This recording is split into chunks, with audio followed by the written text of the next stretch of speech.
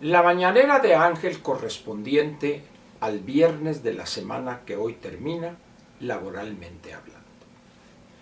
Viernes 5 de febrero del año 2021.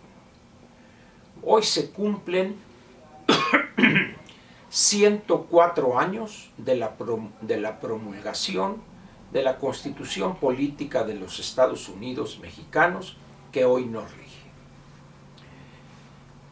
Vale la pena hacer un comentario, tomando en cuenta pues el aniversario, de ese documento que algunos llaman la Carta Magna, otros la Ley Suprema, pero que yo prefiero, en vez de esas dos formas de calificar la Constitución, yo prefiero decir que es el peor obstáculo, el más grande obstáculo que tiene hoy México, su sociedad, su gobierno incluso, los agentes económicos privados, etc. El más grande obstáculo, dije, y lo repito, para modernizarse. La clase política mexicana adora la inmovilidad, la permanencia por siempre de preceptos o de leyes que, no obstante convertirse en obstáculos para la modernización o simplemente para actualizarse ante las nuevas realidades del mundo y del país, ahí la dejan. Prefieren que se viole la ley, prefieren que nadie la respete, pero no la tocan. La Constitución es esa ley. Mire, cuando entramos en este acuerdo, el NAFTA o TLCAN, con Estados Unidos y Canadá, que se empezó a negociar allá por 90, 91, quizá, o fines de 89, cuando guste usted, y entró en vigor el 1 de enero de 1994, fue necesario, como consecuencia de la aceptación de ese tratado, los norteamericanos dicen acuerdo, la expresión NAFTA es North American Free Trade Agreement, no es treaty, es acuerdo. Nosotros lo llamamos Tratado de Libre Comercio de América del Norte. Pero al margen de esa diferencia semántica, debimos actualizar una buena parte de nuestra legislación por lo obsoleta que estaba, caducas, acedas las leyes. En otros casos tuvimos que promulgar nuevas para ponernos más o menos al día en las materias que se habían negociado en el tratado. Pero producto de la exigencia de México dejamos algunos temas, vamos a decir, calientitos, intocados. Campo, en aquel entonces la materia laboral, fundamentalmente, artículo 27 y artículo 123. De ahí en fuera prácticamente todo lo demás, lo que sería industria, servicios, aun cuando hubo lo que se llama salvaguardas, en algunos casos 15 años para entrar definitivamente en lo que marcaba el tratado, y en algunos casos se amplió creo que 5 años más. Bueno, ¿qué tenemos hoy? Tenemos una región, la que colinda con los Estados Unidos y algunos países, algunos estados en el centro del país, dinámicos, con una economía integrada al exterior, con una mejor calidad de vida para sus habitantes y para sus gobernados, dirían los gobernadores estatales. Y tenemos otro país en el sur-sureste, atrasados, alejados de las grandes corrientes del comercio internacional y con un andamiaje jurídico que data de hace 104 años. Por ejemplo, el artículo 123, que trata lo relativo a lo laboral, fue redactado, pensado para un país que se soñaba que íbamos a construir.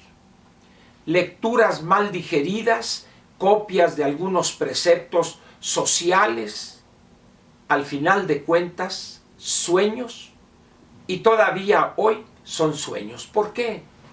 En primer lugar, porque ese texto no se adecuó o no respondía a las necesidades reales del México de hace 104 años. Sin embargo, los políticos o el constituyente, quizá más idealistas que los idealistas, pergeñaron en sus artículos, en los 136, pergeñaron un texto imposible de cumplir en aquel entonces y aún hoy, algunas de sus partes imposibles de respetar. La Constitución, pues, en algunos de sus artículos, se ha convertido, repito, en el principal obstáculo para la modernización. El Congreso de la Unión y el Constituyente Permanente han llevado a cabo alrededor de 500 y tantas o casi 600 reformas. ¿De qué ha servido? De nada, simplemente para que algún diputado, algún senador presuma que tal o cual reforma constitucional fue resultado de alguna iniciativa de él. Pero de ahí en fuera, aquello es a veces ininteligible. Tenemos el artículo 41 que trata lo electoral, que tiene una longitud mayor que no pocas constituciones del mundo. Un solo artículo. Bien. Pero ¿qué hemos hecho frente a ese obstáculo? Simplemente voltear a otro lado y hacer como que no existe. Y buscar el arreglo fuera de la ley. Sin embargo, el tratado, al estar ya México en una economía abierta, incorporado a la globalidad, habiendo abierto sus servicios financieros, la inversión en bancos, aseguradoras, etc., haber abierto la industria, el comercio, ahí las cosas son diferentes. No podemos o no debemos seguirnos haciendo de la vista gorda. Por eso el campo y los mercados laborales, estos últimos tienen unas rigideces que asustan. Hoy, por ejemplo, cuando la subcontratación o outsourcing, que es regla en el mundo prácticamente para elevar la productividad de las empresas, aquí un senador que es impresentable con una jovencita que es secretaria del trabajo, asesorada por algunos grillos por ahí que creen que van a hacer la revolución proletaria mundial, algunos abogados laborales y con la mente calenturienta del presidente, acabar con el outsourcing. No les importan las consecuencias. Ahí están las rigideces laborales y quieren acabar con lo que busca flexibilizar los mercados laborales para que sea más fácil la contratación. El campo, ¿qué le puedo decir que usted no sepa? La gran tragedia, que es la traducción fiel y exacta de nuestra renuencia a actualizarnos y a tomar medidas impopulares y dolorosas, es esa tragedia donde viven los más miserables entre los miserables en México. Pero el campo no es esos exportadores de hortalizas, de frutas, de aguacate, de berries. No, ese no es el campo mexicano. Esa es una parte del campo norteamericano o del campo chileno, trasladado a algunas regiones pequeñas del país. Pero el resto es atraso, es miseria, es marginación, es falta de educación, es ignorancia, sin servicios de salud, etc. Pero nada hacemos por adecuar el texto del 27 a las nuevas condiciones. Ahí están planteamientos que ya en 1917 rayaban en lo absurdo, pero hoy todavía siguen vigentes, intocables.